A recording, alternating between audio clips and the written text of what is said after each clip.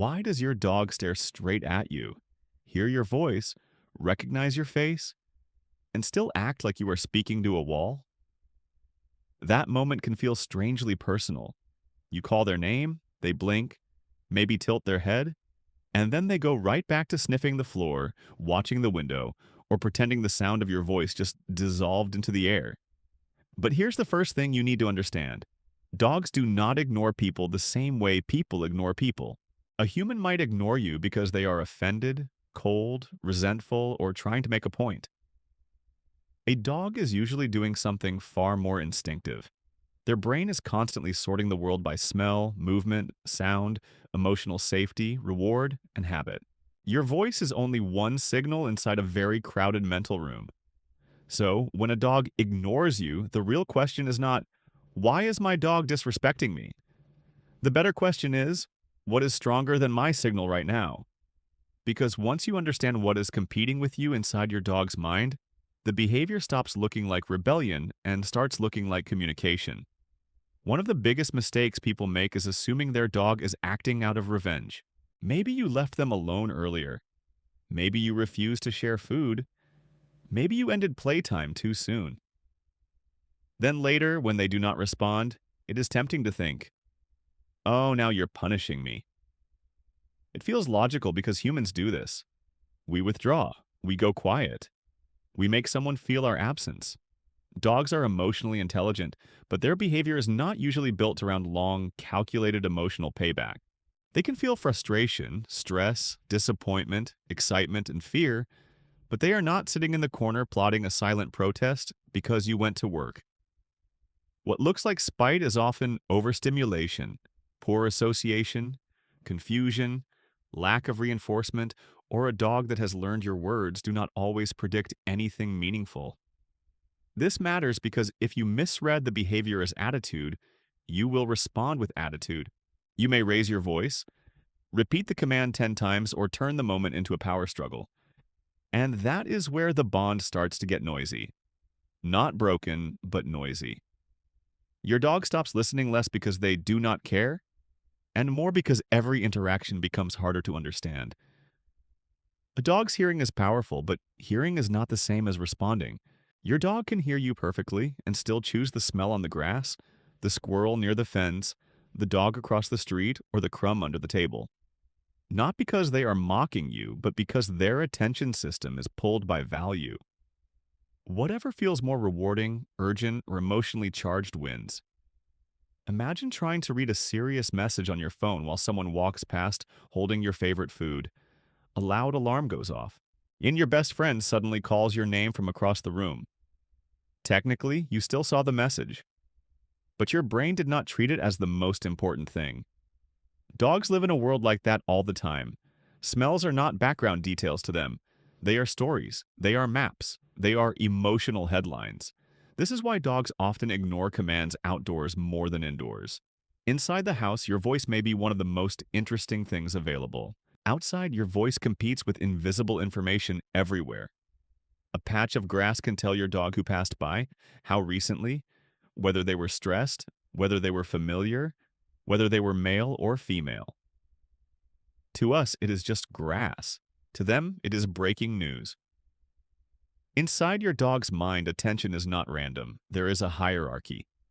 At the top are survival signals, danger, sudden movement, unfamiliar sounds, threatening body language.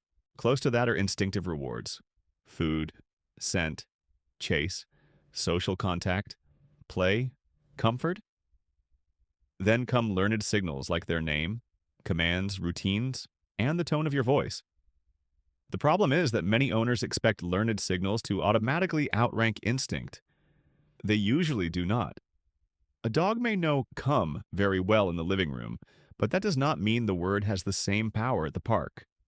Context changes everything. In one environment, come means a treat and affection. In another, it might mean the leash goes on and fun ends. Your dog is not only hearing the word, they are remembering the pattern attached to it. This is where dog psychology gets uncomfortable for owners. Sometimes a dog ignores us because, without realizing it, we have taught them that listening is less rewarding than not listening. If every recall ends the adventure, if every command is repeated until it loses meaning, if every interaction feels tense, the dog's brain starts making quiet calculations. Not in a human way, but in a learning way. When I respond, what happens next? Some dogs are not ignoring you because they feel confident. They are ignoring you because they are overwhelmed.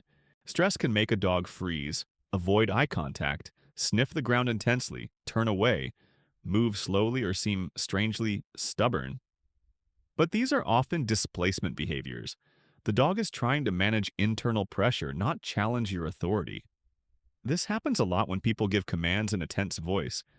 The owner thinks they are being clear, but the dog receives emotional static. The words say one thing, the body says another.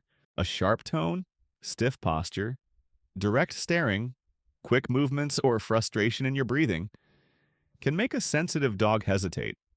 They may know what you want, but the emotional atmosphere makes it harder for them to act. And here is a question worth answering honestly. Does your dog ignore you more when you are already irritated? If yes, that is not a coincidence. Dogs are very responsive to human emotional cues. Your nervous system enters the room before your command does. So before assuming your dog is being difficult, look at the whole scene. The environment, your tone, their body language, the timing, and what happened right before they stopped responding. Before we continue, comment this in your mind. Does your dog ignore you more at home, outside, or when other people are around? That answer reveals a lot about what is actually competing for their attention. Some dogs do not fight back when they feel pressured. They disappear inward. They stop moving, look away, lower their body, sniff the floor, or act as if they suddenly forgot everything they ever learned. To an impatient person, this can look like defiance. But in many dogs, it is more like emotional overload. Their brain is not saying, "I refuse." It is saying, "I do not know how to feel safe and respond at the same time." This often happens with dogs that have been corrected too harshly, trained with too much pressure, or exposed to unpredictable reactions. When a dog cannot predict whether your voice means guidance, frustration, punishment, or confusion, they may choose the safest option: doing nothing. Freezing is not laziness. In animal behavior, freezing can be a protective response when the nervous system does not know whether to move toward, move away, or stay still. And this is one of the saddest misunderstandings between dogs and humans. The owner thinks, "He knows what I said."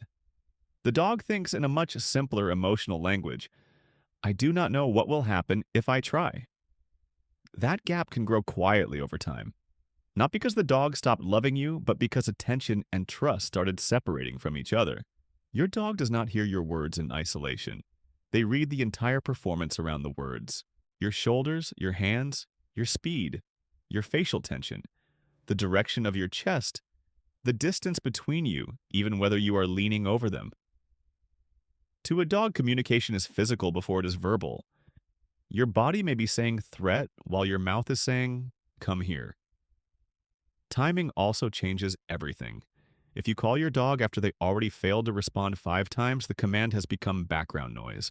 If you call them only when something unpleasant is about to happen, like bath time, nail trimming, leaving the park, or being scolded, their brain starts connecting your words with outcomes they would rather avoid. They are not ignoring the word. They are reacting to its history. This is why calm consistency is so powerful. A dog pays more attention when signals are clean, predictable, and emotionally safe. Say less, mean more. Use their name when you actually want connection, not as a warning siren. Give the cue once, create a reason to respond, and reward the moment they choose you over distraction. Over time, your voice becomes valuable again. Sometimes ignoring starts by accident. You call your dog, they do not come, so you repeat the command, then repeat it again. Then maybe you walk toward them, grab the collar, or give up entirely. Without meaning to, you may teach the dog that the first call does not matter. The second does not matter much either. Maybe the fifth one means something. Maybe none of them do. Dogs learn patterns with brutal honesty. They do not care what we intended to teach. They learn what actually happens. If ignoring leads to more freedom, more sniffing, more chasing, or no consequence at all, ignoring becomes useful. If responding leads to the end of fun, physical restraint, or emotional tension, responding becomes less attractive. This is not personal, it is learning. The good news is that learned habits can be replaced, but not through yelling. Yelling usually makes the signal bigger, not better. The goal is to make attention worth offering. Short sessions, real rewards, clear cues, fewer repetitions. A tone that invites instead of threatens. When your dog realizes that responding quickly opens a good door, the habit begins to shift. A dog that ignores you may be communicating several things at once. I am overstimulated. I am unsure. That smell matters more. I do not understand what you want. I have learned that your cue does not change anything. I am worried about your tone. I need more motivation. None of these messages mean your dog does not love you. Love and attention are not the same thing. A dog can adore you and still fail to respond in a difficult environment. They can trust you deeply and still be pulled away by instinct. They can enjoy your presence and still tune out a command that has been weakened by repetition. This is where owners need emotional maturity. Do not measure your dog's love by perfect obedience. A better measure is this. When your dog feels safe, motivated, and clear about what you want, do they try to reconnect? Do they glance back at you on walks? Do they soften when you speak calmly? Do they respond better when the environment is easier? Those small moments tell the truth. Your dog's silence is rarely empty. It usually has a reason, and that reason is the doorway back to connection. Rebuilding attention starts with becoming meaningful again. Do not begin in the hardest place. Begin where your dog can win. A quiet room, a familiar yard, a low distraction walk. Say their name once.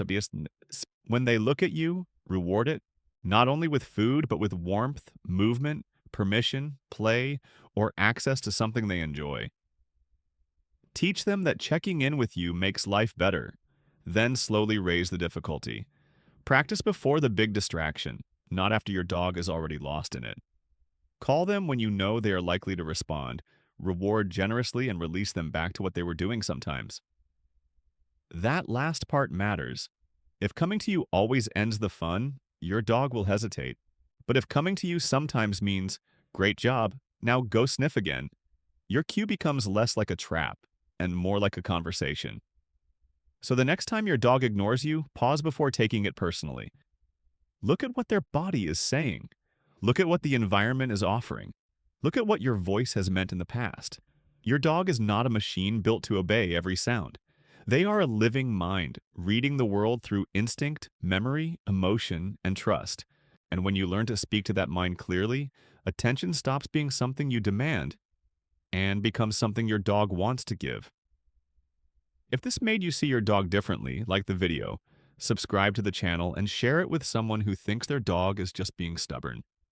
Their dog might be saying something much deeper.